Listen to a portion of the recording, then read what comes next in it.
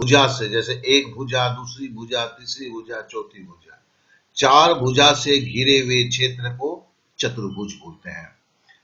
तो देखिए ये सब चार भुजा से घिरे हुए क्षेत्र हैं, लेकिन इनके अलग अलग नाम है। जैसे ये आयत है, आयत का मतलब क्या होता है? देखिए आयत में दो चीजें होंगी। पहला कंडीशन क्या है? ये भुजा जो है, ये भुजा आपके इसके सामने वाले भुजा के बराबर होता है, जिसे हम चौड़ाई बोलते हैं। और ये भुजा जो है, ये इस भुजा के बराबर होता है, इसे हम आधार बोलते हैं। तो आमने सामने की भुजा जब बराबर होता है और कोण जब 90 डिग्री होता है, 90 डिग्री का मतलब होता है जैसे आप जमीन पे सीधा खड़े हैं, तो आपके पैर से जो जमीन की जो कोण बनती है वो एकदम सीधा होता है, इसे 90 डिग्री या समकोण बोलते हैं। तो आयत का हर कोण जो है वो 90 डिग्री का होता है। तो आयत में क्या होता है, इसकी लंबाई, आमने सामने की लंबाई बराबर होता है, आमने सामने की चौड़ाई बराबर होता है। अब देखिए समानांतर चतुर्भुज, मजे की बात देखिए, इसमें भी आमने सामने की भुजा बराबर होती है, इसमें भी आमने सामने की भुजा बराबर होती है, लेकिन इसमें एक चीज नहीं होता है। वो क्या है कि कोण जो है, ये कोण जो है 90 डिग्री का नहीं होता है, या 90 डिग्री से कम होगा या 90 डिग्री से ज्यादा होगा। तो समानांतर चतुर्भुज और आयत में अंतर क्या है? दोनों की आमने सामने की भुजा बराबर होती है। आयत में कोण 90 डिग्री का होता है, समानांतर चतुर्भुज में कोण 90 डिग्री का नहीं होता है। अब जरा आयत का क्षेत्रफल देखिए, आयत का क्षेत्रफल बराबर होता है लंबाई गुने चौड़ाई। मतलब ये जो लंबाई है और इसको चौड़ाई से गुणा कर देते हैं तो इसका क्षेत्रफल निकल जाता है। जैसे ये समझ लीजिए कि 5 मीटर लंबा है, ये 3 मीटर चौड़ा है, तो मतलब ये भी 3 मीटर होगा, इधर वाला भी 3 मीटर होगा, ये 5 मीटर है, ये भी 5 मीटर है।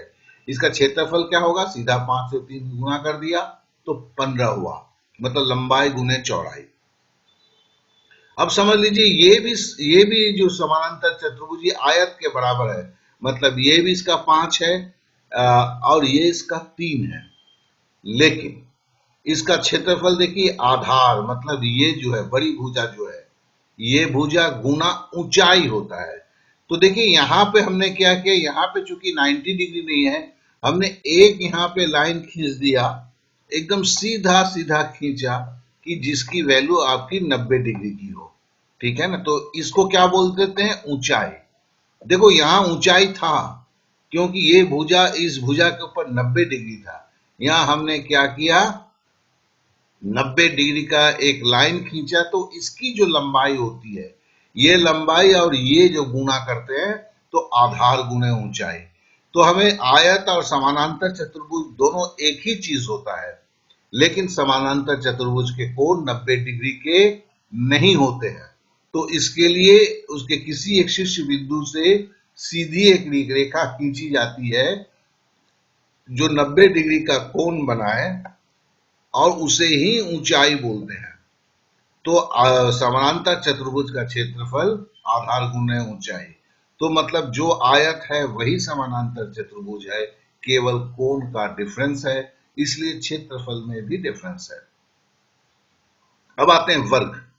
आयत और वर्ग में अंतर क्या होता है? देखिए इसकी सारी भुजाएं जो है, आमने सामने नहीं, सारी भुजाएं बराबर होती है।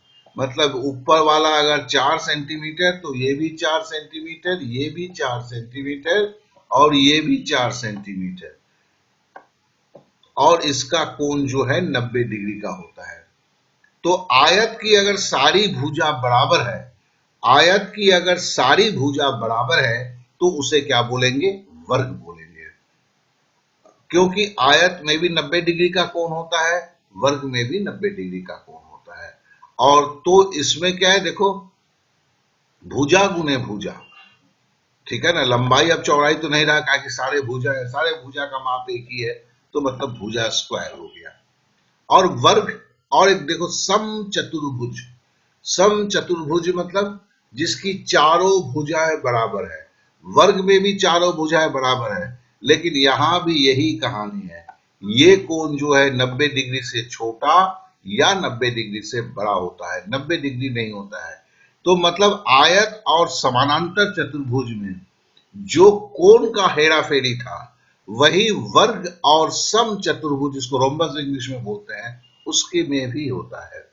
वर्ग का क्षेत्रफल भुजा का स्क्वायर है और रोम्बस का देखो आधार गुणे ऊंचाई है। तो देखो समानांतर चतुर्भुज का भी क्षेत्रफल आधार गुणे ऊंचाई होता है, सम चतुर्भुज का भी क्षेत्रफल आधार गुणे ऊंचाई होता है।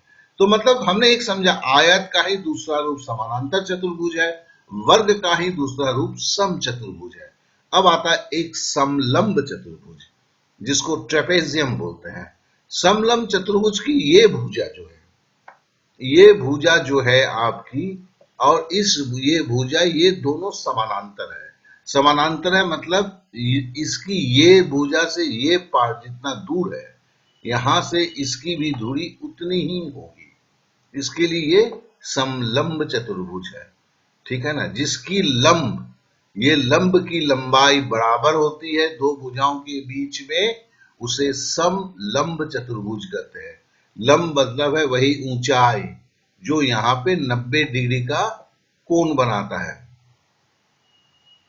ठीक है ना। ये जो है आपका है 90 डिग्री का कोण बनाता है, तो इसे जो जो आधार के साथ 90 डिग्री का कोण बनाता है, उसे लंब बोला जाता है। ऊंचाई बोलो लंब बोलो, बात एक ही है।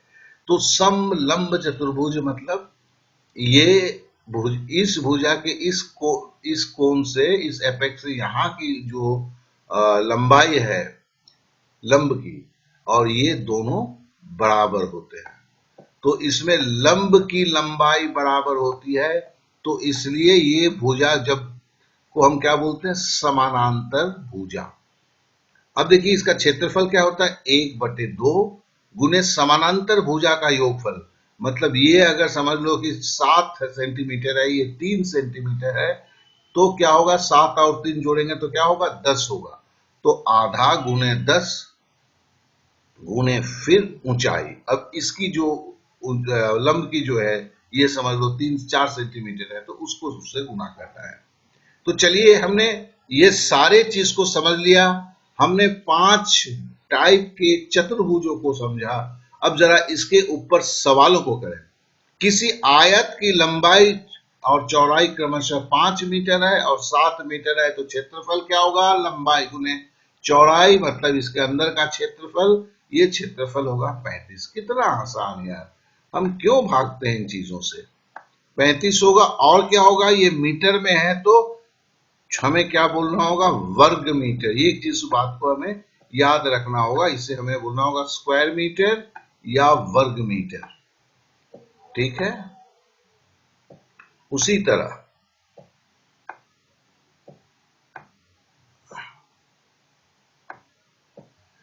किसी कमरे की लंबाई और चौड़ाई, जरा कमरे के, आप अपने कमरे के ध्यान देंगे तो उसकी लंबाई और चौड़ाई है, क्योंकि वो 90 डिग्री का कमरा इस तरह का होता है, इस तरह का कमरा नहीं होता है, कमरा इस तरह का होता है। अब इस किसी कमरे, तो मतलब है कि किसी कमरा मतलब कोई आयत है, ये इसकी 8 फुट और 12 फुट है, तो हमें हमें क्या लिखना होगा, 8 12 96, 96 क्या होगा, स्क्वायर मीटर, मतलब वर्ग मीटर होगा, ठीक है। किसी वर्ग का भुजा का माप 8 सेंटीमीटर है, वर्ग तो यही हुआ ना भैया, तो मतलब भुजा का स्क्वायर इसका क्षेत्रफल होगा, तो ये 64 होगा, और वो भी 64 क्या होगा, स्क्वायर मीटर या वर्ग मीटर होगा। अब आते हैं सम चतुर्भुज। सम चतुर्भुज किसको बोलते हैं, जरा फटाफट देखते हैं। सम चतुर्भुज का मतलब होता है जिसकी चारों भुजाएं बराबर होती है, वर्ग का ही है, लेकिन इसकी क्षेत्रफल होता है आधार गुणे ऊंचाई। तो अगर किसी सम चतुर्भुज का क्षेत्रफल निकालना है, तो उसमें ऊंचाई अगर नहीं दिया गया है तो निकालना बड़ा मुश्किल होता है। तो चलिए, एक सम चतुर्भुज का एक भुजा 8 सेंटीमीटर है और ऊंचाई 5 सेंटीमीटर है, तो हमें इसका क्षेत्रफल क्या होगा, 40, 5 अट्ठे 40 आपका अब क्या है, स्क्वायर सेंटीमीटर होगा, ठीक है ना, स्क्वायर सेंटीमीटर होगा, हाँ सेम ही है ना। अब आते हैं किसी समानांतर चतुर्भुज का आधार का माप 8 सेंटीमीटर है। ये समानांतर चतुर्भुज तो ये आयत की तरह है इसका, लेकिन एंगल 90 डिग्री से कम है, तो इसमें कम या ज्यादा हो सकता है। इसके सामने की भुजाएं बराबर होती है, आयत के सारे लक्षण होते हैं, एक लक्षण नहीं होते हैं जो 90 डिग्री के इसके कोण नहीं होते हैं। इसका क्षेत्रफल आधार गुणे ऊंचाई होता है, तो 8 सेंटीमीटर आधार है, ऊंचाई 5 सेंटीमीटर है, तो ये भी 40 स्क्वायर सेंटीमीटर होगा। क्लियर। अब आते हैं किसी समलंब चतुर्भुज, समलंब है इसका मतलब ये जो समलंब है जिसके लंब बराबर है, तो उसका क्षेत्रफल क्या होता है, आधार गुणे समानांतर भुजाओं का योगफल गुना ऊंचाई। तो देखिए आधार का माप 8 सेंटीमीटर है और समानांतर भुजा 6 सेंटीमीटर है। इन दोनों को जोड़ेंगे तो क्या होगा, 14 सेंटीमीटर होगा। 14 को हम 5 से गुना करेंगे तो 70 सेंटीमीटर होगा। उसका आधा कर देंगे तो क्या होगा, 35 स्क्वायर सेंटीमीटर। ठीक है। तो देखिए इस तरह के, ऐसा नहीं बोलता कि इस तरह के सवाल आते हैं, इस तरह के सवाल भी आते हैं। तो क्या है कि ये बेसिक है, तो हम तो भाई जिया जीरो से हीरो बनने चले हैं।